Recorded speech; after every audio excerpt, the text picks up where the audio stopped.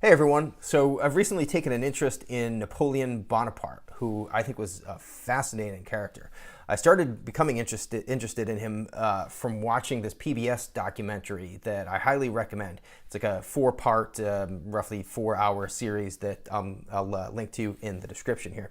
I certainly, I had no idea how interesting he was, and I had some misconceptions. For one, he actually wasn't this super short guy who was out on a mission to compensate for his lack of height. He was average height for French men at the time, about 5'7".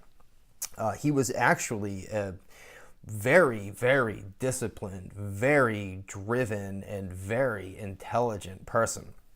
Now, the reason why I'm posting about him here is because it seems everyone and their dog has him as an ENTJ. I don't think that's right. There's a lot of evidence that, and certainly, you can see it in, if you watch the PBS series, I think you'll see some clues that that may not be correct. And, I've started reading his biography here by Andrew Roberts, which is, I didn't realize it's 976 pages or something like that. So it's going to take me a while to get through this whole thing.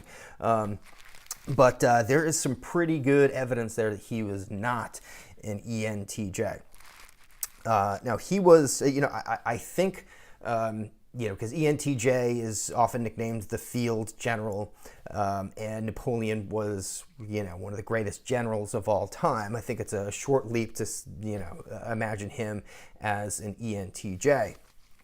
But he was, I would say Napoleon was clearly a brilliant strategist. And he was very decisive. He didn't, he didn't, screw around. So I can see how he could be perceived as ENTJ. However, I am pretty confident he was an INTJ. So, if you look at what was written about him, what people said about him, especially when he was younger, and things that he said about himself, I think you can see why I come to that conclusion.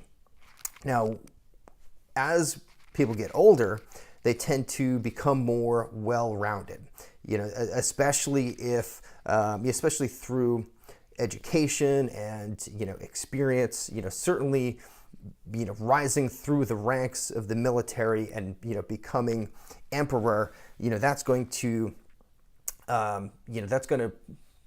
change you.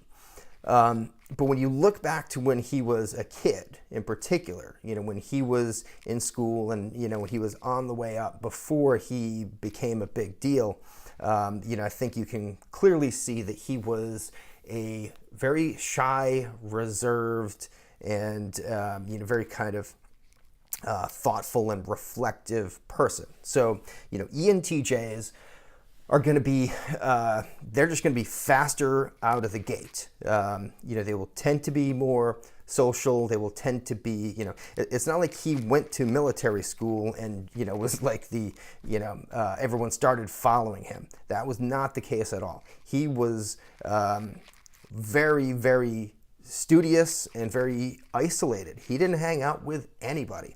I'll read some quotes here. So his headmaster in school described him as a thoughtful and gloomy character. He said he had no playmate and walked about by himself. Chevalier de Carvalho, and I'm definitely butchering that, the under-inspector of his military school described him as docile expression, mild, straightforward, thoughtful. Napoleon himself said, "I didn't know how to smile or play like the others." There's another quote here from the book.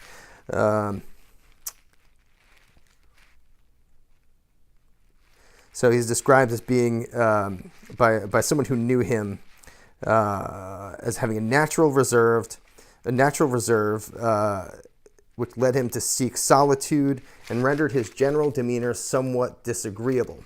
The first book ever written on Napoleon was by Cumming de Craigmillan, a monk who taught at Brianna, writing under the name Mr. C.H. The book presented a reserved and antisocial child who, in the words of one reviewer, was blunt in his manners, but bold, enterprising, and even ferocious.